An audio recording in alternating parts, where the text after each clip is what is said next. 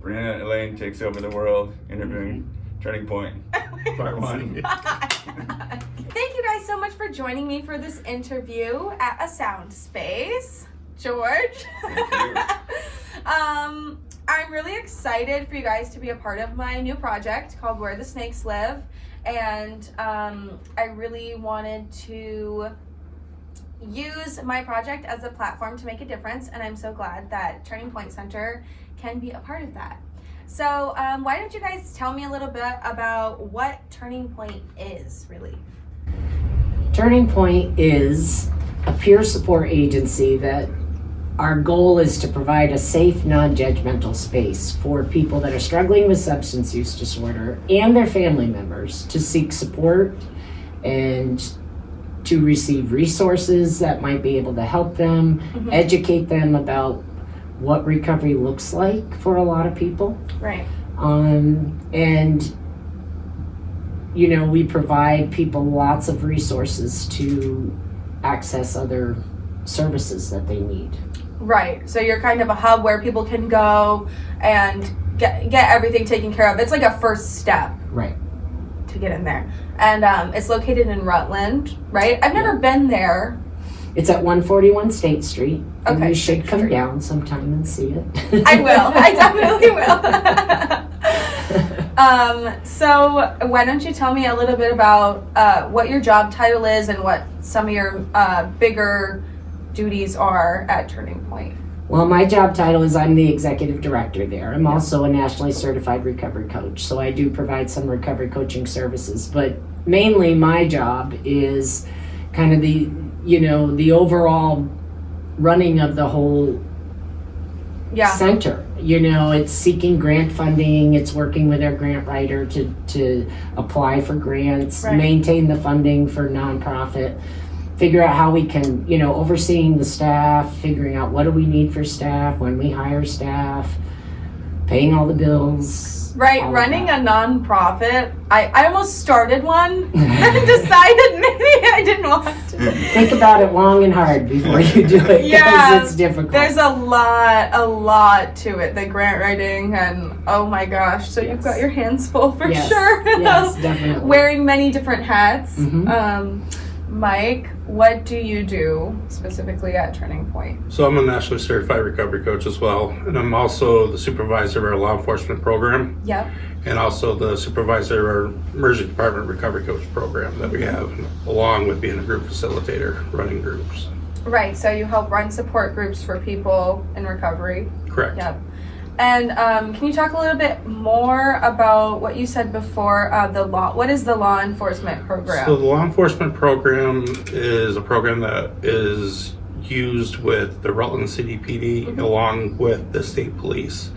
So when they have non-fatal overdoses, which are quite frequent and there's a lot of them, they will send a referral over to us. So when we do receive that referral, we will reach out to the individual, whether it's doing a cold knock, reaching them by phone if they have one, and send them a piece of mail, in case we can't get a hold of them. Right. And along too is sometimes there's a live scene where we're brought to where they feel the individual that they're with could benefit from our services as well. Right. So you're right there on the scene when people need you.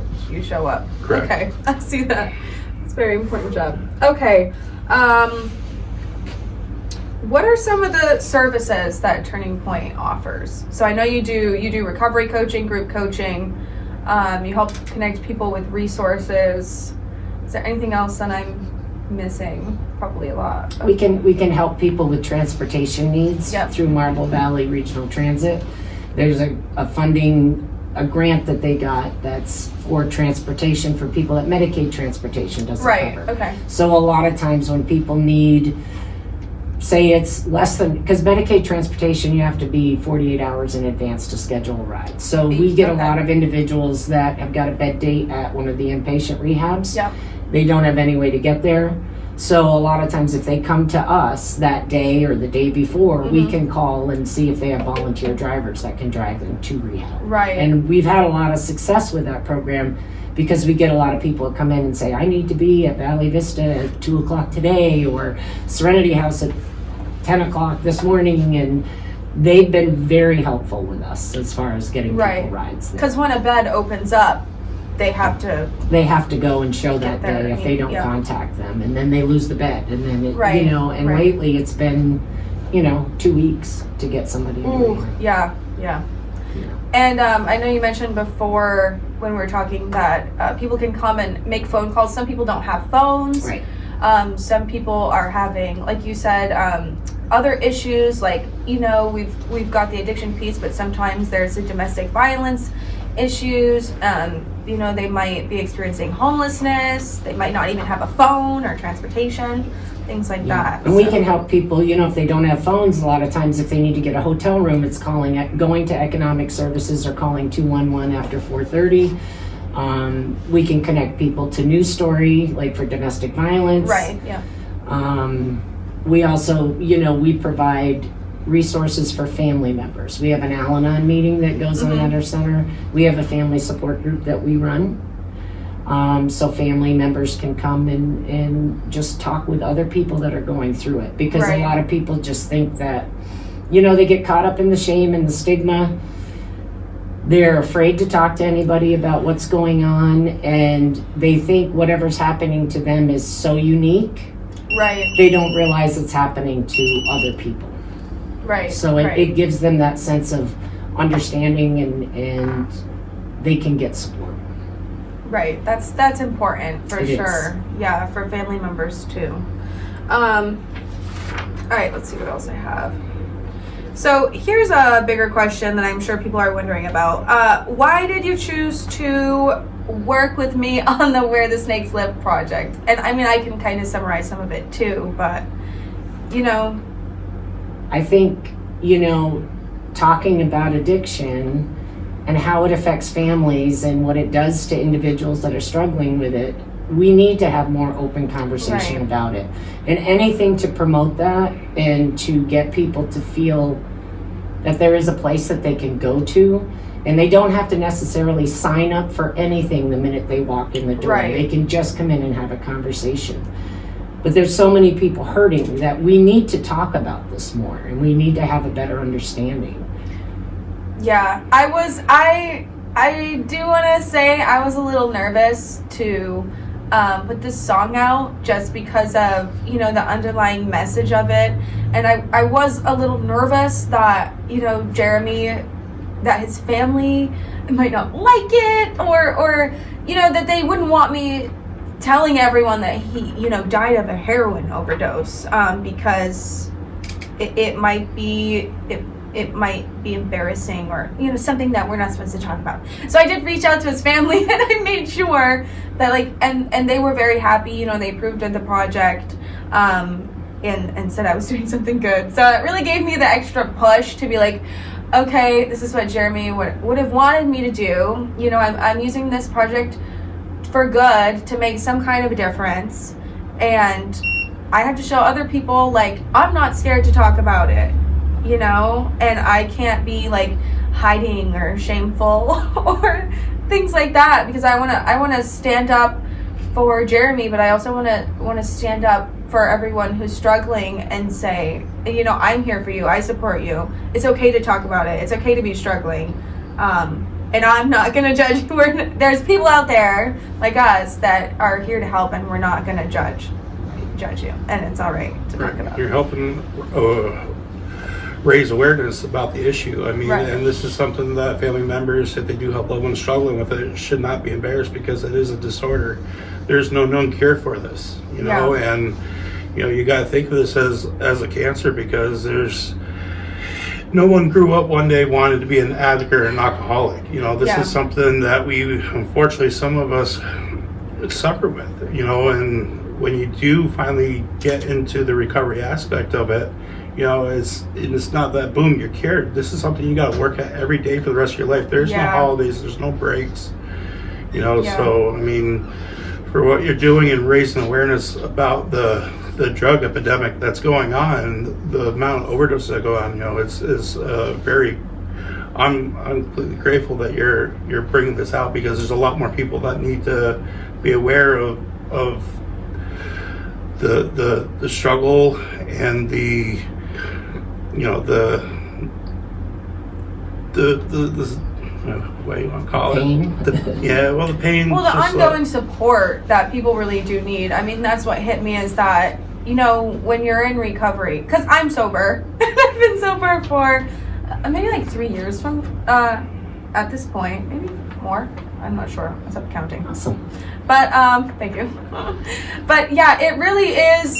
It's a lifelong thing, and people need to have a solid support system, and other people who are recovering, you know, for forever probably. Yeah. So, you know, it's very important to have a system in place, to have support groups, to have a recovery coach or someone you can call when you're, you know, down in the dumps or thinking of. And I also think it's important to get the awareness out there, because the amount of tainted drugs that are out there now. Right. You know, everything has got fentanyl in it, everything's got xylazine in it. And I think the general public thinks that only happens to people that are IV drug users. Right. And that are only using heroin, which there is no heroin around anymore. And, you know, what I think about is people that use cocaine recreationally, people that maybe buy pills that are, you know, out Right. there on the street that could be pressed pills that have fentanyl and xylazine in it. And so it's not necessarily the people that struggle with addiction per se, but they're out there recreationally using drugs. Right. And I think about teenage, you know, high school students at Yes. parties. Yeah. And, you know, cocaine is a big party drug, but I even have people that come into the center that maybe used to use heroin, and they, you know, they turn around and they say, well, I'm only using crack now. Yeah. And it's educating them that that's got fentanyl, xylazine in it too. So there's still kind of that block that Right. it's only people that use this certain type of drug, this certain Right. I think that's a really important point too. That I've even heard lately that some of the marijuana that people are buying on the streets had fentanyl in it. I've heard that too. So yeah, it really is. It's not just for people who are in super active addiction. It's for anybody who, even people who might buy, you know, weed off the street. So it really is about spreading awareness. Definitely. That's my main goal with this project, is to, you know, create a safe container for people to be able to talk about these issues, and to really bring awareness to everything, so people can stay safe, be educated, and also know where to get help, you know, in Rutland and around Rutland. So I also, you know, I'm donating 5% of the crowdfunding campaign, which probably isn't much. You know, if we reach the $10,000 goal, it's $500. But it's really about, you know, getting people to know about you, getting the word out about all the services, and your fundraising event, Stomping Out Stigma, on September 14th. You know, that's a time when people can come out and learn more and donate to you guys as well, because, you know, like you said, you're doing a lot of this stuff, you know, by yourself. You're both wearing many different hats, and it takes a lot to run a nonprofit. And a big part of having a nonprofit is collecting donations from the community, and our community really needs you guys at Turning Point Center, because there's a lot of stuff going on out there. There is. And you guys have a very important job. I also made special edition t-shirts, which I sent you guys, with your information on the back.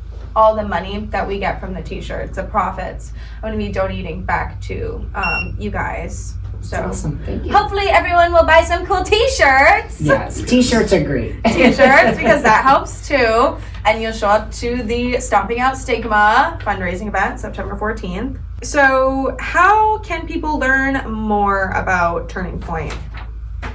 They could go to our website, which is turningpointrutlandvt.org. Yeah, they can also go to our Facebook page, which is Turning Point Center of Rutland. Yeah. We share all of our different activities that we have going on down there, plus other things from other recovery centers. Okay, and, you know, we just share a lot of information on there. And people can reach out to us by Facebook. We have a PayPal button on our webpage, so if people want to donate. People can send us messages through the webpage. They can also just call the center.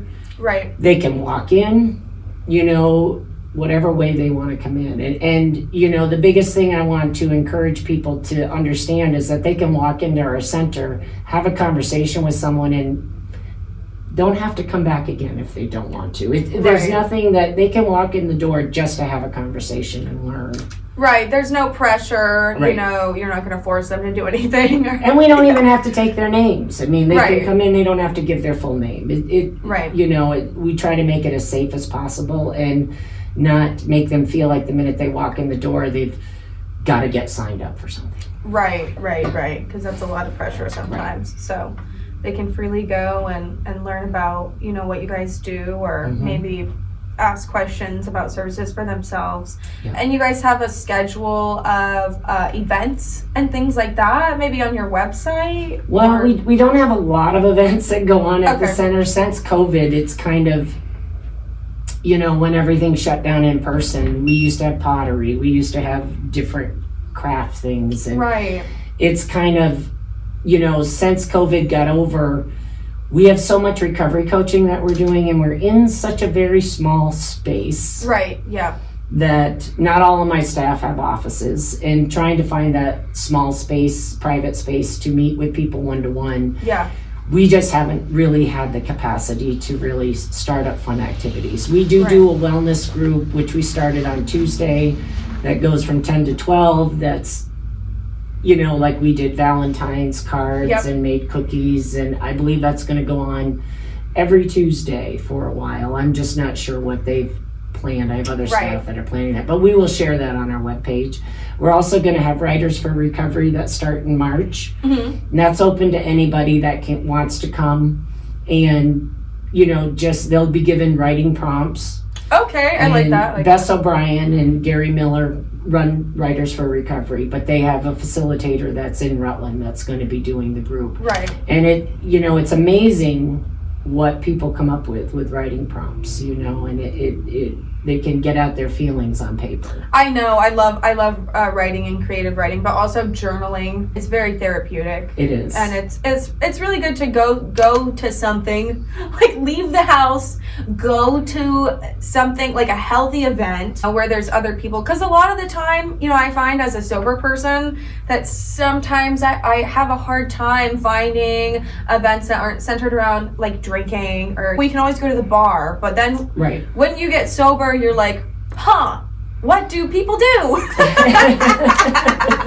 Like, what are people out there doing? So Right. you guys are offering fun community building activities that are safe and sober. And So- we have our Thursday cafe that we run. Right now we don't have it, but we do Yep. it.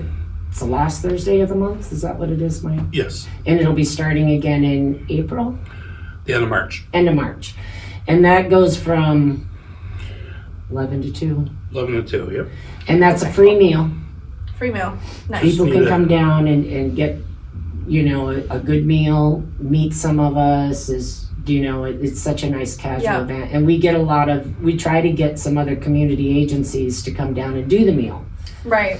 so that they can come down and people can meet, and just in a soft, easy way. Right, because you said you guys also share things from other places or organizations. Even if someone doesn't live in Rutland, I guess, you guys are connected with, you know, all of Vermont and all the other nonprofits or rehab facilities and programs and things like that. So, Right. yeah, it's a big network. It is. Healing, helpfulness. Very good. Okay. And then I guess, how do people sign up for coaching? Like, just call you on the phone and... They can.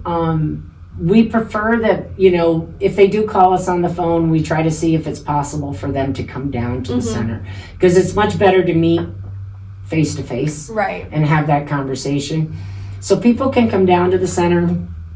They can meet with, generally it's to meet with the recovery coach supervisor, but basically they can meet with anybody if they're there and they have that need. And it's talking to them about the commitment with it, right? There's an intake form for recovery coaching, there's a consent form. And it's basically, it's agreement you're gonna meet with your coach every week at a set time. So, but we also assess whether that individual is able to meet every week and make that appointment. Sometimes they can't. Sometimes they have transportation issues. Sometimes they don't have a phone. So, we try to work around that. We try to make it clear that if they can't meet that they still can come to the center and just talk with a coach anytime. And it's just maybe it'll be just an interaction, and they don't have to get into the recovery coaching relationship, but that it is a higher level of commitment. Right, so they can come and talk and learn about things without committing to the every week thing. And then if they get to a point where they decide they want to get a recovery coach, then we can start that process at any time. Right, perfect. Okay. So I know we talked a little bit about, you guys have a PayPal button on your website, the fundraiser on September 14th, Stomping Out Stigma, which is going to be a big event. Do you want to talk a little bit more about that? I thought maybe I could play. We talked about me playing a little bit, maybe bringing the Breanna Elaine band there, and there's going to be food and festivities. Is the rest of the town doing things on that same date, or what's? I don't know. Mike can speak to that. There's hopefully we're not in competition with the Whoopie Pie Festival like we were last year, but we're in collaboration with the Whoopie Pie Festival.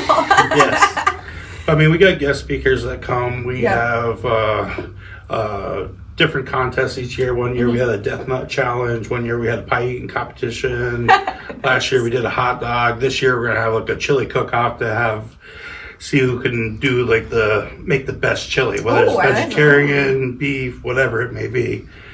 And then really having some time to really address stigma, and that stigma does kill, and changing the way that people talk will give them more of a chance that they can have that change talk and address people differently than looking at them as differently than an addict or an alcoholic or whatever they may look at them as. May give that person that's suffering more encouragement to want to change. Right. And let alone the people that are still maybe actively using or are in recovery have a place to come and explore what this event's all about, and a place to get resources. We have multiple different community partners that come along and provide all their resources along with us. Right. So it's a great place. If you don't know what resources are available in Rutland, this is the time to come check it out, because there's everything from treatment to maintenance to daycare to whatever is available. Right. Then we got some bounce houses. We got a dunk tank. So you get to dunk. You got the fun stuff too. There's face painting for the kids. So it's really directed for everybody. There's no one singled out. Right. Because there's no stigma at this event. And it's a great time to come. Well, it sounds like a great event. I'm really excited for it. It's a lot of fun, and we usually have really good weather, which is nice. I probably jinxed it now that I said it. So it'll be outside September 14th. Yeah, very nice. It sounds awesome. I can't wait to go. How else can people support you? Can they stop by in person and give a donation? Absolutely. Definitely. Absolutely. I think, we have a volunteer incentive program. I think about people, if they can't get back financially, if they have a certain skill and they have a desire to help people. Yeah. I think looking at how, job skills or helping people with resumes or, just different things like that, the basics that if somebody wants to volunteer some time to help people. That's a great idea. Yeah, people can come and volunteer. Right. Yes, and then obviously, since we're working on the crowdfunding campaign that I'm using for the Where the Snakes Live project, it's called Indiegogo, so people can share that. Well, and I think, donations are going to be real helpful because, we I was at the State House all day yesterday, and yesterday was Recovery Day, so Yeah. we had that big event. But you know, we at our center, we've had a correctional program since 2016 where we have recovery coaches that go into Marble Valley Regional Correctional Facility. Yep. And provide one-to-one coaching. We've done recovery support groups. We've done monthly presentations. And, you know, we've had funding for that. And that funding has kind of fallen away. But we just roll it into our regular programming. Right. And now, last summer, the Department of Corrections came to me and they looked at our program and they want to launch this statewide in all correctional facilities. Okay. And so there's a lot of testimony going on at the State House about getting funding for that. And it's going to take a lot of work and a lot of training for other centers. We'll be modeling the program, developing a manual, trainings, things like that. Wow. Okay. And, you know, I really, when people are incarcerated, you know, what our goal is to meet people is where they're at, right? And that can be the start of them building trust with someone that they would be seeing when they get released. Right. And they can follow through with. And that takes a big barrier out of there if they already know who they're going to see when they get out. And we've had, you know, since we've started the program, we had 250 individuals involved in it. And we have 108 that still maintain contact with the center. Oh, and you're talking with 2 or 3 coaches throughout that whole program. Right. So you imagine if you got this at every recovery center and in every correctional facility, the impact it would make. Right, that sounds huge, Yeah. definitely. And to go through a big transition like that and know that you already have support, you have things set up, that takes a lot of the stress. It sounds Yes, like a definitely. big relief. Are you guys looking for the Stomping Out Stigma event? I'm wondering if you guys are accepting sponsors, like maybe businesses in the community who want to help pay to put on the event and maybe have their name on a poster or displayed somewhere or something like that. We are this year. This year, okay. Yeah, and you know, we're trying to figure out the best way to go about that Right. and to go out and request sponsorship because Right. the cost for the event is, you know, and being a nonprofit, we don't make up our costs when we have that event. Right. So it is, to make it big and to have a good impact, we do need to get sponsorship. Right. We need businesses in the community to show that they support Turning Point Center, donate their money to the event because events do cost a lot of money, We do. especially for all the fun stuff, the band, the bounce houses, the food. We get t-shirts, you know, Yeah. that we can sell at the event. Right. We get a lot of handouts like bracelets, key tags, decals, things like that. That adds up. Right. The food, Exactly. you know, all it gets to be quite costly. It really adds up. It does. Well, thank you guys so much for coming here and talking with me. I can't wait to keep getting the word out about what you do and the Where the Snakes Live project. I'm so excited for the Stomping Out Stigma event. I can't wait to see what awesome businesses in our community are going to donate and sponsor to the event. And I'm super excited. You guys are doing a lot of really hard but good work that our community needs, and I know there's lots of people who are so grateful for it. Thank you for having us, and thank you for, you know, doing what you're doing, because we don't have time to really get out there and do all of this promotion of what we do. Right. So it is so helpful when we have partners in the community that are willing to do it. Yes, I'm happy to promote you guys along the way, because you know, when you're making a music video or doing a creative project like this, you really do have to push the promotion. Yes, so I figured I could bring you guys along with me. We're willing to do it. Awesome. Well, thank you guys so much for coming. Thanks for having us. You.